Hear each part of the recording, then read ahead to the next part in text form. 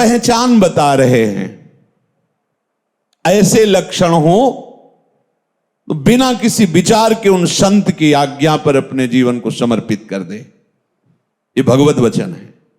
कृपालुरकृत द्रोहस तितिक्षु सर्वदेहिनाम सत्यसारो नवद्यात्मा समः सर्वोपकारकः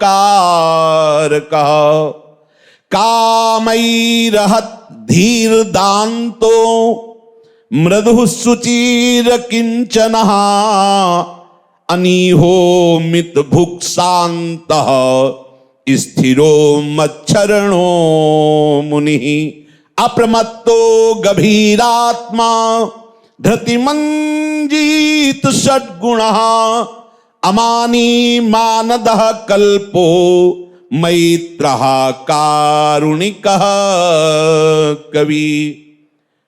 सब पर दया करने का उसका स्वभाव होना चाहिए। कभी किसी से द्वेष दुश्मनी उसके द्वारा हो ही नहीं सकती। सुख दुख में समान भाव उसका रहता है। वो सदैव सत्य व्रत को धारण करता है। उसका चित्त शुद्ध होता है। वो समदर्शी होता है। बिना किसी स्वार्थ के सबका उपकार करने की भावना रखता है।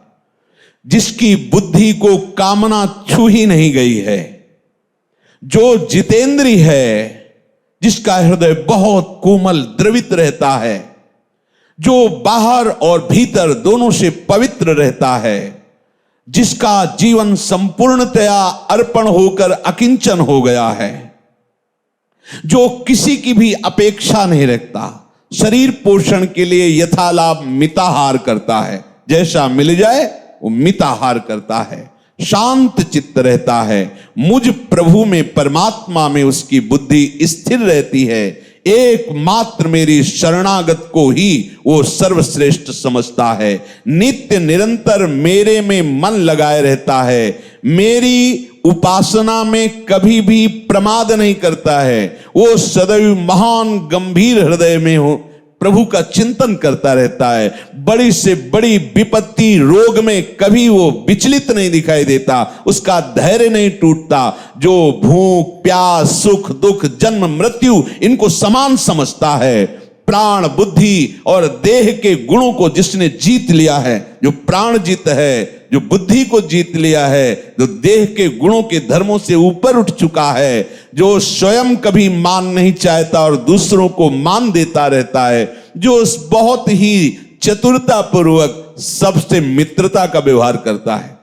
यहां चतुरता आगे लगाई गई कि फंसना नहीं, मित्रता करनी पर ममता कहीं नहीं।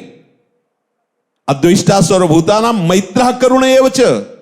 करुणा करो पर अहंकार नहीं कि मैं करुणा करने वाला हूं।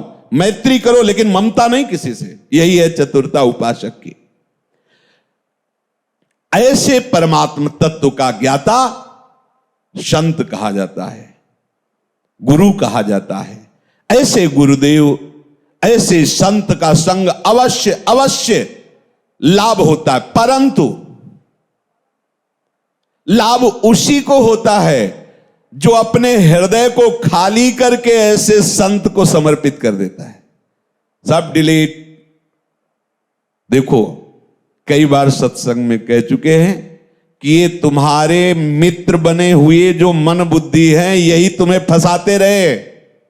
गुरु बनाने का भाव ये होता है कि ये मन बुद्धि हम आपको समर्पित करते हैं, अब जैसी आज्ञा करोगे वैसा चलेंगे। ये अगर ये आपके कथनानुसार नहीं चलेंगे तो इनको अपना हम मित्र नहीं मानेंगे। इनके अनुसार नहीं चलेंगे, हम आपके अनुसार चलेंगे। यहां उल्टा होता है। हमारे मन बुद्धि के अनुकूल गुरु जी की बात पड़ी तो जय गुरुदेव, और अगर प्रतिकूल पड़ी तो गुरुदेव को जानते भी नहीं कि कौन गुरुदेव है। प्रणाम नमस्कार देखना सुनना आज्ञा नियमावली सब उल्लंघन, ये चले ही नहीं थे परमार्थ में। ये तो केवल अनुकूलता की खोज में बाबा जी बने थे, अनुकूलता की खोज में भगवत मार्ग को समझ रहे थे। संत संग की प्रबल इच्छा, हृदय को खाली करके उनको समर्पित करना और तदानुकूल आचरण करना, उनके अनुकूल आचरण करना। देखो, वर्षा का जल वहीं जाता है जहां ढलान होती है। जो हृदय खाली होता है, संत उपदेश वही रंग लाते हैं, और जो भरे होते हैं अहंकार से, वो ढलक जाते, काम में नहीं आ पाते। और दूसरी बात, जब वर्षा होती तो किसान अच्छी खेती के लिए मेड़ बांधता है कि वर्षा का जल टिके। ऐसे ही हमें अपने हृदय की मेड़ बांधनी कि केवल गुरुदेव के वचन हमारे हृदय में, हमारी खेती लहलाएगी इनके वचन से। अन्य वचन जो गए तो मेड़ में छेद कर देंगे, वो वचन टिक नहीं पाएंगे गुरुदेव के निकल। वो तो ऐसा, अरे ऐसा थोड़ी होता है, वो आपको अच्छा लगेगा क्योंकि वो कह रहा है ऐसा नहीं होता है। अब वो अपने हिसाब से शास्त्रों की तोड़ मरोड़ करके बात, जिसमें विषय भोग भी होता रहे, विषय सेवन भी होता रहे, और वो तुम्हें ढांढस बंधाएगा कि ऐसे भी भगवत प्राप्ति हो जाए। ऐसा नहीं होता। मेड़ भी बनानी उस किसान को कि वर्षा का जल रुके। तो इसीलिए संग त्यागाच, विषय त्यागाच, ये मेड़ है जिसमें कृपा रूपी जो अमृत वचन की वर्षा हुई वो टिकेंगे तुम्हारे हृदय में। जो सत्संगी भाव रहित है,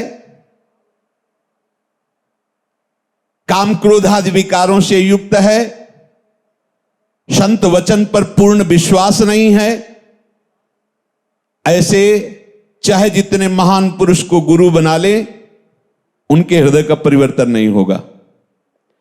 गुरुदेव अपनी शक्ति से संकल्प करके संचार भी करना चाहे तो गुरुदेव के द्वारा प्रयोग की हुई शक्ति वहां तक जाएगी, परंतु हृदय में भाव शून्यता, विकार, विश्वास रहित होने के कारण वो पुनः वहां वापस आ जाएगी। वो बार बार शक्ति को प्रेरित करे, अध्यात्म शक्ति उसके हृदय में डालने की चेष्टा करे, पर वो बार बार शक्ति जाकर वापस आ जाएगी, निष्फल हो जाएगी। जो उपासक कई बच्चा के पेट और घट करे, बच्चा को अगर मां पीटती भी है ना तो मां की तरफ ही भागता है, क्योंकि दूसरा सहारा नहीं। मां छड़ी मार रही और मां के ही लिपट रहा है, ये दूसरा कोई सहारा नहीं, दूसरी कोई ठौर नहीं। जो गुरु में पूर्ण श्रद्धा और गुरु की सेवा प्रधान वृत्ति, उसके हृदय में गुरु कृपा स्वयं प्रवाहित होने लगती, बदलने लगता है हृदय। अगर थोड़ी चूक हुई तो उसे वो अपनी साधना मान लेता है, उसे लगता है ये मेरे में, अब वो अवहेलना करने लगता है। तो जो था भी जाकर वो वापस शांत, फिर घबराता है। तब उसको लगता है कि मेरी स्थिति क्या है, मेरी स्थिति तो ये है, तो वो कहां से प्राप्त हो रही थी? वो तो गुरु कृपा से प्राप्त हो रही थी। अगर वो भाग्यशाली है तो अपने मन बुद्धि को उनके चरणों में समर्पित करके निहाल हो जाता है, और अगर अभी दुर्भाग्य बकाया रहता है तो मन बुद्धि को समर्पित होकर आवागमन के चक्र में फंस जाता है। कभी कोई गुरु की परीक्षा या मनोरंजन के लिए उनका संग न करे। पढ़ के देख लो, इतिहास साक्षी है। भगवान के पुत्र शाम्ब ने पेट में ऐसे बांधा, और वो तो सुंदर थे ही, 9 वधू का रूप और 8-10 और 9 युवक सखियों का रूप ऐसे बना गए, और ऋषिजन बैठे थे मनोरंजन के लिए। प्रणाम किया और कहा, महर्षि ये 9 वधू है, गर्भवती है, क्या होगा इसके गर्भ से? मनोरंजन, परीक्षा। उन्होंने दृष्टि देखी, अच्छा इसे वो पैदा होगा जो तुम्हारे वंश का विनाश कर देगा। भगवान ने ये वचन काटे नहीं हैं, पूरे के पूरे। और भगवान के भी श्री चरण में जो बाण मारा उसमें उसी की एक कील थी, वही कील थी। भगवान ने अपने को भी अपने वंश के साथ अंतर ध्यान करवा। कह रहे सदगुरु संत की परीक्षा या मनोरंजन के लिए संग है, देखते क्या होता है, कैसे बताओ हमारे हाथ में क्या है। देखो हम ये सोच के जा रहे, अगर सिद्ध संत हो गए तो बता देंगे, देखो कहां बताया, ऐसा वैसा ऐसा। तुम्हारे मन को देखने के लिए बैठे हैं या प्रियालाल के मन को देखने के लिए बैठे हैं? सदगुरु की परीक्षा लायक ही तुम नहीं हो तो कैसे ले सकते हो? क्योंकि सदगुरु से बढ़कर तुम्हारी बुद्धि हो, तुम्हारी विद्या हो, तुम्हारी तपस्या हो, तब तुम ले सकते हो।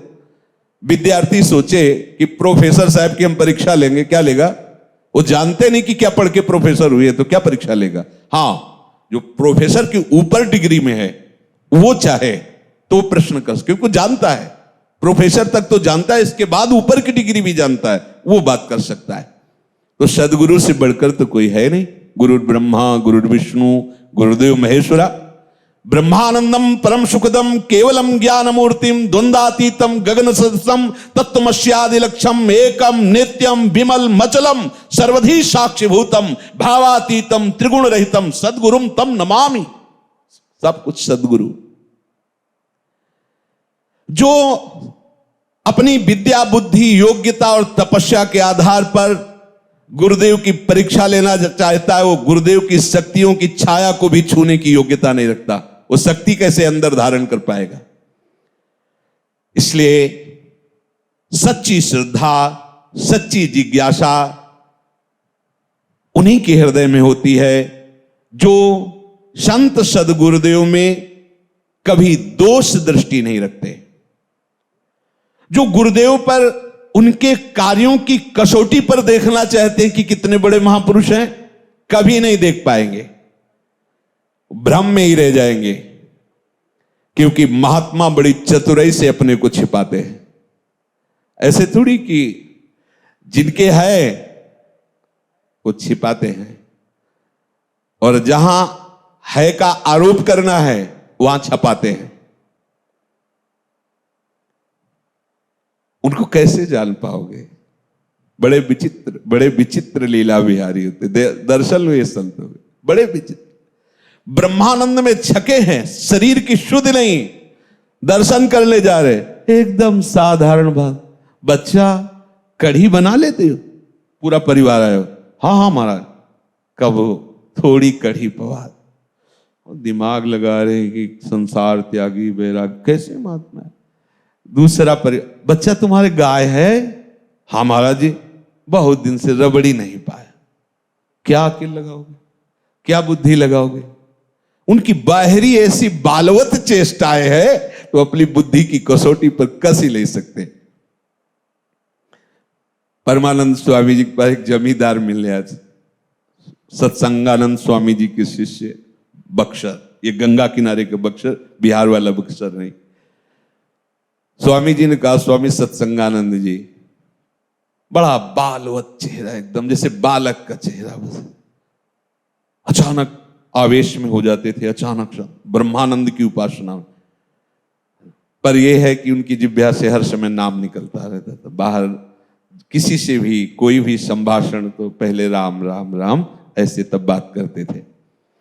वो जमींदार काफी सेव संतरा और अपनी पूरी जो सुरक्षा गार्ड उनके साथ, स्वामी जी को सूचना मिली कि जमींदार आ रहे हैं मिलने, तो परमानंद स्वामी से कहा कि ये बार बार आएगा, विक्षेप पहुंचाएगा, वो करवा उठा के लो जिसमें मधुकरी मांग के रखी जाती है, लाए।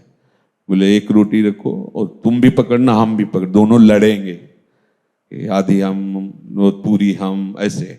और वो गेट में जब घुसे तब सेवक से कहा, जब घुसे तो बताना। जो ही घुसे ने बोले, गुरुजी देखो आप तो सामर्थ्यशाली हो, आज आप भूखे रह जाओ, पूरी एक ही रोटी पूरी हमें पाने दो। अरे बोले बेटा तुम तो जवान हो, भूखे रह सकते हो, मुझे आधी रोटी से क्या होगा, एक दोनों गेट इनके दर्शन के लिए एक रोटी में तो लड़ रहे हैं यार। ये सेव पूरी गाड़ी वापस करवा दी, बैलगाड़ी से वापस। बोले गुरुजी गया, बोले बच गए बेटा। कैसे तो सर ऐसे पहचान लोगे? अगर आप 1 करोड़ की चेक लेके बाहर निकलोगे तो हर समय हाथ रखे रहोगे कि कोई इसे छू ना पावे, और अनंत महिमाशाली परमार्थ का धन जिन्होंने एकत्रित कर लिया, तुम ऐसे ही परिचय पा जाओगे। ऐसे महापुरुषों का मिलना और उन पर विशेष श्रद्धा होना, बस जिज्ञासु की इतनी ही व्यवस्था उसे उस महान तत्व का परिचय करा देती। विशेष श्रद्धा और ऐसे महात्मा का मिलना, अगर ये दोनों संभव हो गए तो इसी जन्म में लाडली लाल की सेवा में पहुंचा जा सकता है। देखो सही मार्ग का क्या स्वरूप है। अपने अगर वो राधा राधा करके रो भी रहा है तो हम श्रद्धा करें, नाटक कर रहा है। कैसे भी भाव कुभाव अनख आलसहु, नाम जपत मंगल दिशि दशहु। नाम उच्चारण किया मेरे प्रीतम का। देखो गोस्वामी जी राम नाम से प्रेम करते हैं तो क्या कह रहे हैं, तुलसी जाके मुख से धोखे हो निकसत राम, ताके पग की पग तली मोरे तन की जाम। आह कैसा महान भाव। अपने आराध्य देव के नाम का कैसा प्रियत्व हृदय में प्रकाशित हुआ कि अगर वो एक बार भगवान नाम उच्चारण किया तो गोस्वामी जी कह रहे इतना महान पवित्र हो गया कि उसके तलवे हमारा पूरा शरीर। वो लाज छोड़कर प्रभु के चरित्र गाता है।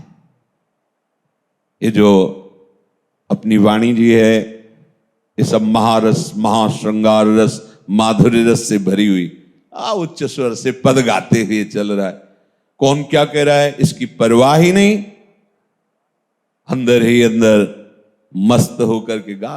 मंजुल कल कुंज देश राधा हरि विशद वेश, राका नभ कुमुद बंद शरद जामिनी, सांवल दुति कनक अंग बिहरत मिली एक संग।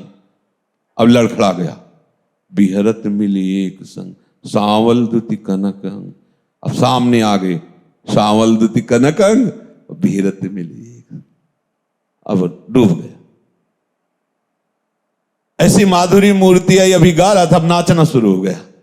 कोई उसको दिखाई नहीं दे रहा बाहर वाले को, वो मार्ग में ही नाच रहा है। मस्ती सांवल दुति कनक अंग, एकदम करुणा भाव दे मुझे जैसे अधम पर कितनी प्रिय। अब चिल्ला चिल्ला के रोना प्रारंभ कर दिया। क्षण क्षण में उसकी दशा बदलने लगती है।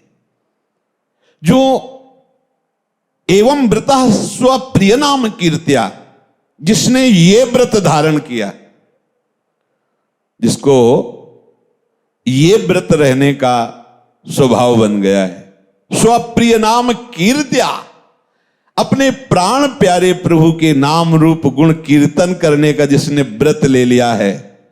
जैसे आचार्य चरण महाप्रभु हरिवंश चंद्र जो कहते हैं, रसना कटो जो अन रटो। यह है व्रत हमारा।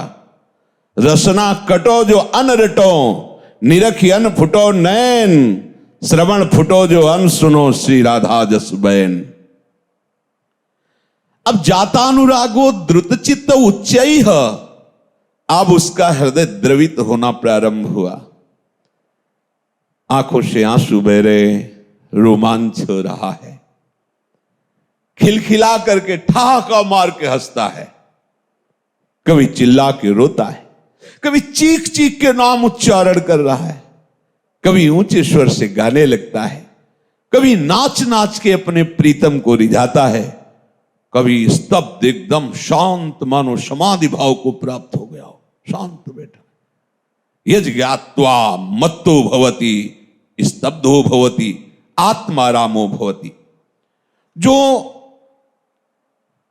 इस स्थिति को प्राप्त करना चाहते हैं, जो अभी वर्णन हुआ कि जो प्रभु का प्रेमी भक्त है, उपासक है, जो प्रभु के प्रेम की खोज के लिए निकला है, वो बड़े से बड़े सुख में लुभावित, हर्षित, रागात्मक वृत्ति नहीं धारण करेगा। बड़े से बड़े दुख में भयावह, घबराहट, शोकित, ये वृत्ति नहीं आने देगा। अगर आता है तो अभी भगवत खोज तुम्हारी प्रारंभ नहीं हुई है। जिनको प्रभु की मिलन की लगन लग जाती है, विषय सुख की क्या बात, ब्रह्मा के पद को भी वो कड़ुआ समझते हैं। जो प्रभु के मार्ग के पथिक हैं, उनकी दृष्टि एक ही बात में रहती है, मेरा चिंतन सदा बढ़ता रहे और कभी छूटे ना। कल एक उपासक कह रहे थे, एक 100 वर्ष के उपासक की बात, कि वो रो के कह रहे थे कि हम तो ये नहीं चाहते, क्योंकि हम योग्य ही नहीं समझते अपने को कि मैं श्री जी की सेवा में पहुंचूं, पर एक लालसा है कि मुझे एक जन्म और मिले और बचपन से मैं राधा नाम पूरे जीवन भर केवल राधा ही राधा बोलूं, बस इतनी लालसा है। रात दिन भजन में लगे हैं। कैसी मांग है, कैसी मांग है। मैं कहां इस लायक हूं कि निकुंज में जाकर श्री जी के साथ खेलूं, पर एक लालसा है कि ये जीवन मेरा जो नहीं कर पाया, वो लालसा कि बचपन से लेके पूरे जीवन भर केवल राधा राधा बोलूं, बस केवल राधा राधा। ये क्या है? ये उनका जीवन बोल रहा है, राधा प्रेम बोल रहा है। देखो कैसी दैन्यता और कैसी मांग। प्रभु के मार्ग में जो चलने वाला उपासक है उसकी एक ही दृष्टि रहती है, क्या? चिंतन न छूटने पावे, प्रभु का चिंतन न छूटने पावे। पकड़ो इस बात को। हमें मोक्ष की क्या परवाह? हमारा अभी राधा राधा चिंतन चल रहा है, अभी प्राण निकल जाए या कल निकल जाए या परसों निकल जाए, क्योंकि हमारी दृष्टि चिंतन में है। हम हर समय चिंतन में, जिसका चिंतन होता है वहीं पहुंचा जाता है, वही गति होती है, अंतःमति सुगति। हमारा वर्तमान का चिंतन प्रिया प्रीतम में ही है। भगवत मार्ग का पथिक कभी किसी दंड से भयभीत नहीं होता। और आपने ये शास्त्र नियम उल्लंघन किया, आपने अब आपको नरक भोगना पड़ेगा। मुस्कुरा के राजी, राधा राधा नाम चलता रहे और मानस पटल पर राधा रूप झलकता रहे, जहां मन आवे वहां भेज देना, हमें कोई परवाह नहीं। नरक की यंत्रणा की भी कोई त्रास नहीं होती उनके हृदय में, भय नहीं होता। वो ऐसे आनंद को प्राप्त हो जाता है कि नर्क स्वर्ग अपवर्ग सब उसे एक लाइन में नजर आते हैं। ये स्थिति होती है।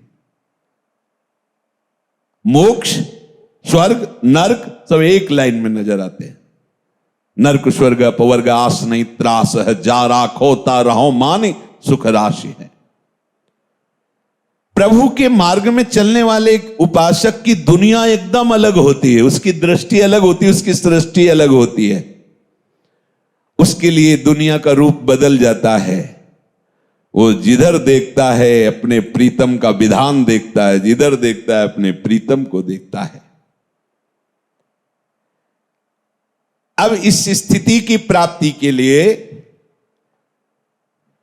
तस्याः साधनानि गायन्त्याचार्याः, इस खोज की, इस स्थिति की प्राप्ति के लिए, जिस स्थिति में यल्लब्ध्वा चा परम लाभम, जो परम लाभ है, जिसमें कहीं कुछ अच्छा नहीं लगता, जिस परम लाभ के प्राप्त होने पर कोई भी भयावह, कोई भी दुखद घटना उसे भय या दुख नहीं प्रदान कर सकती, उसके लिए साधन बता रहे कि आपको ऐसे चलना पड़ेगा। ऐसे चलोगे तो ये वस्तु जो है वो जागृत हो जाएगी। क्या? तत्व विषय त्यागात संगत त्यागाच।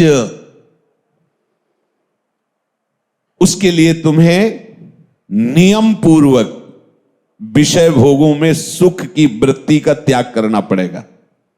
बिना विषय के शरीर नहीं चलेगा। पानी, भोजन, वस्त्र, वास, जो प्रभु ने व्यवस्था की शास्त्र सम्मत, उपासना सम्मत, वो विषय तो स्वीकार करने हैं, और जो विषय निषेध है उनको भूल कर भी नहीं करना। नहीं, ये स्थिति नहीं आएगी। इसीलिए 50 वर्ष व्यतीत हो जाते हैं, वो केवल अहंकार और पुष्ट हो जाता है कि हमें इतने वर्ष हो गए साधना करते हुए, लेकिन साधना का रंग नहीं आता। क्यों नहीं आया? क्योंकि ये सावधानी नहीं है। जीव के मन में स्वाभाविक प्रेम का स्रोत है, कहीं प्रेम को लेने नहीं जाना है। क्यों? क्योंकि वो प्रेम स्वरूप प्रभु का अंश है। जो प्रेम के खिलौना दो खेलत हैं, प्रेम खेल हमारे प्रियालाल, ये उन्हीं का अंश है। इसलिए इसमें प्रेम स्रोत है, ये चिदानंदमय है। परंतु विषयों के प्रति शरीर भाव से प्रेम का प्रवाह हो गया है। हमारे प्रेम का प्रवाह किधर हो गया? विषयों के प्रति, संसार के प्रति।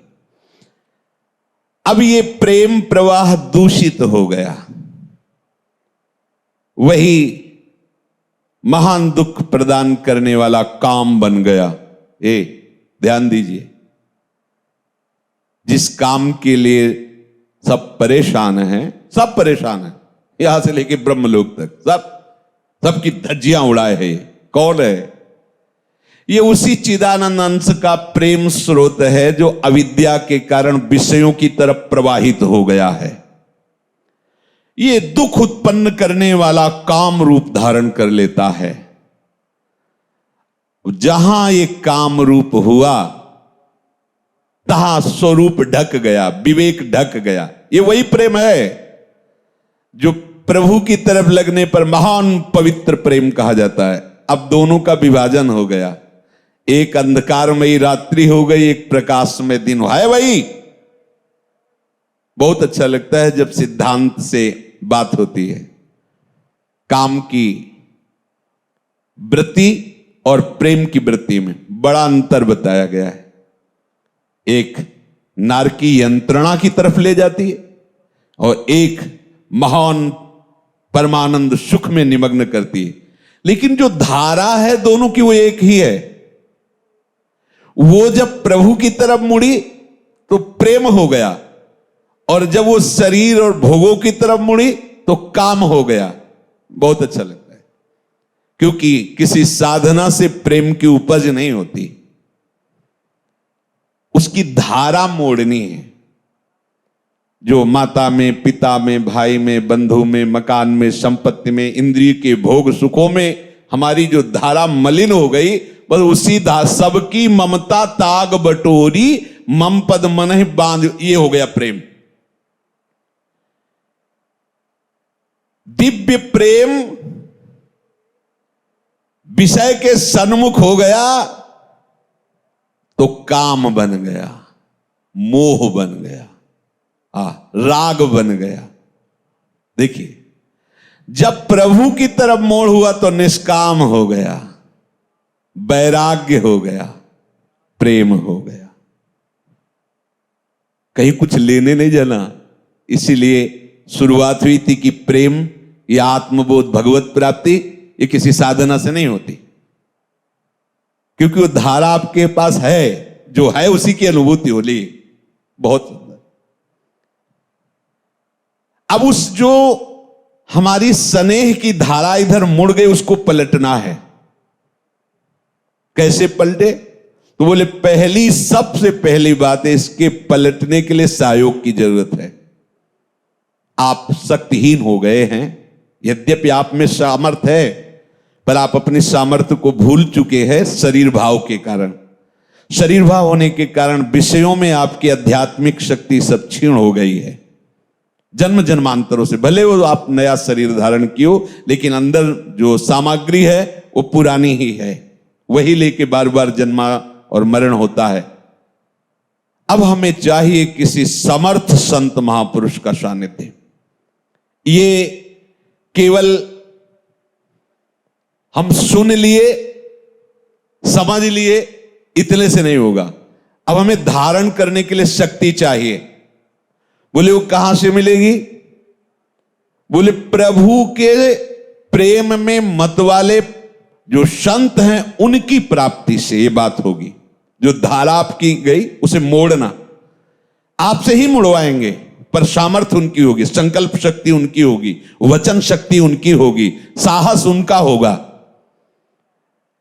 इसीलिए संत संग की महिमा शास्त्रों में गाई गई है। प्रभु ने सब साधनों को गौड़ करके संत संग की महिमा अपने श्रीमुख से वर्णन की। व्रतांश यज्ञ छंदांश तीर्था नियमा यमा यथा वरुंधित सत्संगः सर्वसंगोपहो हिमाम। बोले मुझे जैसे सत्संग अधीन कर लेता है संत संग, वैसा और ये व्रत नियम साधन तीर्थयाटन वेदों का स्वाध्याय यज्ञ तपस्या आदि के द्वारा मैं नहीं ऐसे जाना जा सकता।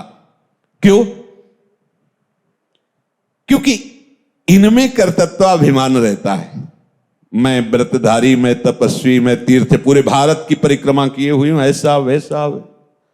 लेकिन संत संग से जब परिवर्तन होगा तो प्रारंभ यहीं से होता है। मुझ अधम में कहा ऐसी सामर्थ्य थी, वो तो गुरुदेव भगवान ने कृपा कर दी, संत भगवान ने कृपा कर दी, अहेतु की कृपा कर दी, तो ये सब बात बन। अहम का तुरंत लय एक ही जगह जहां इसका नाश होता है। तिनकी संगति रहत जाति कुल मद सब नंसई। बहुत ध्यान से सुनना। जो प्रभु के प्रेमी जन हैं, उनके संग का क्षण भर का भी प्रभाव बहुत अधिक लाभदायक कहा गया है।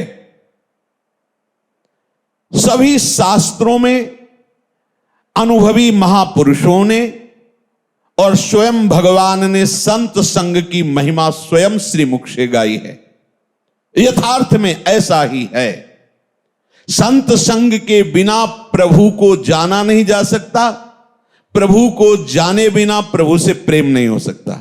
बिनु जाने न होए प्रतीति, बिन प्रतीति होए नहीं प्रीति।